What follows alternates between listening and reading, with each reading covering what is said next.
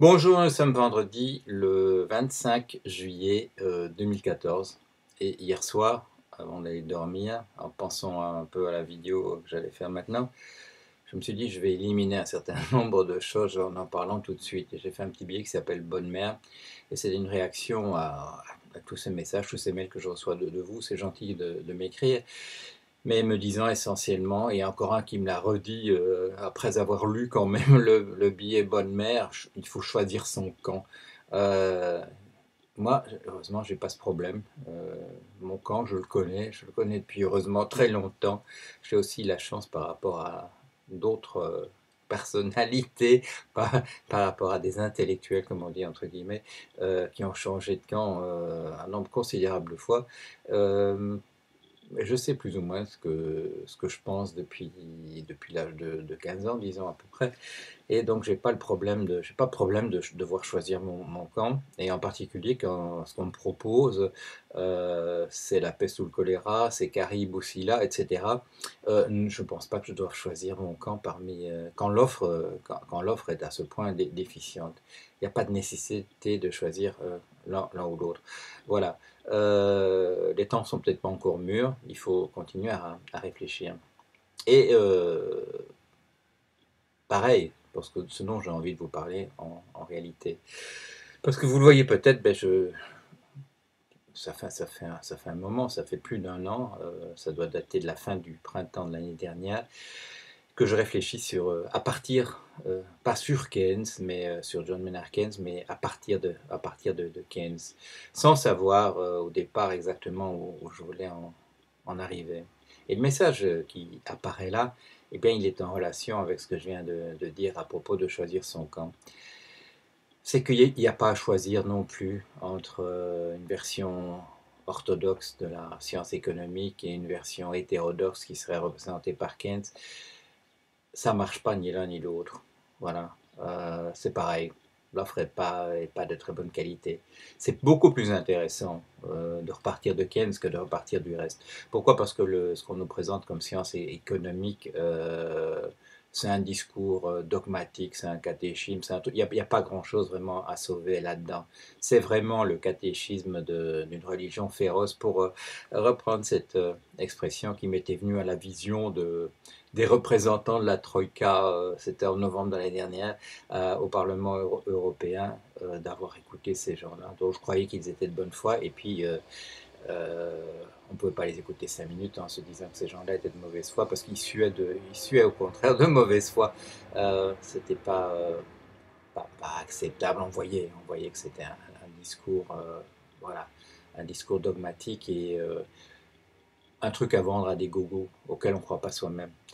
Alors, Keynes, c'est plus intéressant parce que c'est farfelu, ça part dans toutes les directions, mais ça ne tient pas non plus. Et je crois que j'ai fini par mettre le doigt sur ce qui ne marche pas, c'est que même chez Keynes, il n'y a pas de rapport de force. Entre le vendeur et l'acheteur, il y a pas de rapport de force. Entre l'emprunteur et le prêteur, il n'y a pas de rapport de force. D'où vient le taux d'intérêt? C'est quelque chose qui émerge comme Minerve de la tête de Jupiter. C'est quelque chose qui émerge de la tête du prêteur éventuel. Que le fait qu'il y ait des emprunteurs en face joue, non, voilà, c'est pas là non plus. Tout ça se cache chez Keynes derrière des mécanismes psychologiques dont il fait alors la liste et dont on voit très très mal, lui compris, voit très mal comment tout ça pourrait s'articuler, ou même si ça a une conséquence quelconque, et parce il est bien possible, et ça je l'avais mis en évidence dans une simulation, c'est pas du tout ça que j'entendais de faire dans ma simulation, mais ça m'était apparu quand même, que les représentations qu'il peut avoir dans la tête des agents économiques n'ont pas nécessairement un impact sur ce qui se passe. Euh, Pourquoi? Parce qu'elles peuvent s'annuler, parce que les éléments d'information sont tels qu'on peut se tromper complètement, et du coup, ce qui émerge de l'opinion des gens, c'est un bruit sans signification. Je ne sais pas si je publierai ça aujourd'hui, demain, dans les jours qui viennent, mais j'ai là une petite image, un petit graphique qui vient d'un livre de Adair Turner et qui vous montre que voilà, que les marchés se sont fait une idée du risque qui existait sur le marché des capitaux. Ils s'en sont fait une idée dans la période, disons, 2003 à 2006. Et l'idée que les marchés se sont fait du marché des capitaux, c'était exactement le contraire de ce qui se passait. Vous allez pouvoir le voir sur le graphique, c'était exactement le contraire de ce qui se passait en réalité. Euh, alors, ben, tout ça n'est pas sans intérêt parce que la leçon qui émerge de tout ça, c'est que une grande partie de la crise, et ça je le dis depuis le départ, hein, depuis les analyses que je fais en 2004-2005, et qui, bon, que vous ne voyez pas, mais qui apparaît sur le blog à partir de février 2007, c'est que le danger essentiel, c'est bon, il y a des gens qui ne sont pas des gens sympathiques et qui mettent des bâtons dans les roues, mais ce qui n'a pas marché surtout, c'est quand même une très grande mécompréhension. Je suis en train d'écrire en ce moment sur le Credit Default Swap, le CDS. Et le problème du Credit Default Swap, c'est qu'on a inventé ce truc et que personne n'a jamais compris comment ça marchait. C'est quand même ça le danger. Ça a presque tué la zone euro. Heureusement, et là il faut quand même tirer son chapeau à Pascal Canfin, aux gens de Finance Watch, etc., qui se sont vraiment battus à Bruxelles pour qu'on interdise les positions nues sur les CDS, parce que c'était en train d'absolument tout foutre en l'air, de tout casser. Alors, l'ennemi, et on redécouvre quand même des choses qu'on savait un petit peu au XVIIIe siècle parmi les encyclopédies, etc.